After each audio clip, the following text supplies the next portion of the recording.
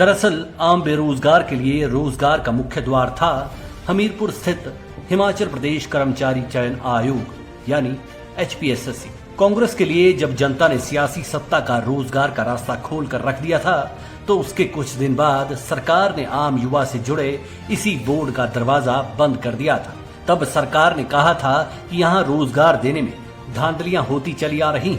इसे neat and clean करने के लिए जरूरी था कि इसके दरवाजे बंद करके पहले सफाई की जाए। आज करीबन 7 महीने हो चुके हैं, सरकार सफाई नहीं कर पा रही है, बस दरवाजे बंद रखे हुए हैं। सरकार ने तब आयोग को सियासी धांधलियों का एक तरह से मलबा बताया था, लेकिन मलबे की सफाई नहीं हो पाई है। बेरोजगार हताश हैं और सरकार है कि बेरोजगारों की जमात को ताश की पत्तों की तरह फेंटे जा रही है। अब सवाल उठ गया है कि उंगलियों पर गिने जा सकने वाले बेरोजगारों के मुजरिमों को सजा तो पता नहीं कब मिलेगी, मगर सरकार की इस कवायद की वजह से बेरोजगारों को लगातार सजा दी जा रही है। अब तो बेरोजगार ये भी कहना शुरू हो गए हैं कि सरकार नित नए बहाने गढ़कर उनके सपनों को जमीन में गाड़ रही है। जरा सुनिए सुजानपुर के विधायक जिन्होंने भाजपा में पीढ़ी परिवर्तन करवा दिया था, वे अब मौजूदा युवा पीढ़ी के ठप हो रहे सपनों की उम्मीदों में परिवर्तित करने का दम किस तरह भर रहे हैं। जो है विजिलेंस ने जो है धरपकड़ कर की और कुछ लोग जो ऐसे पेपर भेजा करते थे उनको सलाखों के पीछे भेजा। तो मेरा कहना ये है कि ये अच्छी बात है, जो करप्शन करेगा उसको सलाखों के पीछे भेजा जाना चाहिए।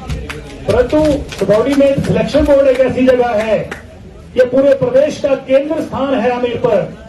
यहाँ बहुत सारे बच्चे यहाँ पर एग्जाम देते थे, यहाँ दूर दूर से बच्चे आके यहाँ पर जो है वो पेपर देके नौकरियां प्राप्त करते थे। इसको तुरंत जो है बहाल किया जाना चाहिए। मैं मुख्यमंत्री से निवेदन करूंगा, बात भी करूंगा। करोड़ों रुपए की बिल्डिंग है, भवन बने हुए हैं। मेरा कहना ये है कि किसी विभाग में कोई अधिकारी करप्शन करते पकड़ा जाता है तो उसको सलाखों के पीछे भेजा जाना चाहिए। परंतु सलाखों के पीछे भेजने के बाद ऐसा नहीं है कि वो विभाग बंद हो जाना चाहिए, उसको तुरंत जो है खोल देना चाहिए। मुझे लगता है कि पूरे प्रदेश के नौजवानों की जो नजरें हैं।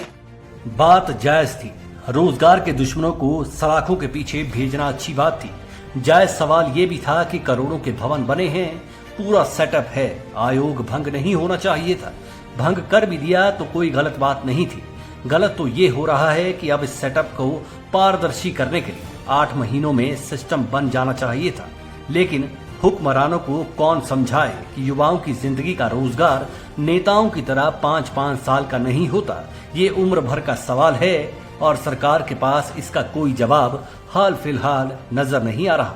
खबरें तो यहाँ तक हैं कि युवाओं की चीखों पुकार के बाद जो रिजल्ट या अपॉइंटमेंट फाइनल हुई थी उनको ज्वाइनिंग लेटर्स भी नहीं दिए जा रहे।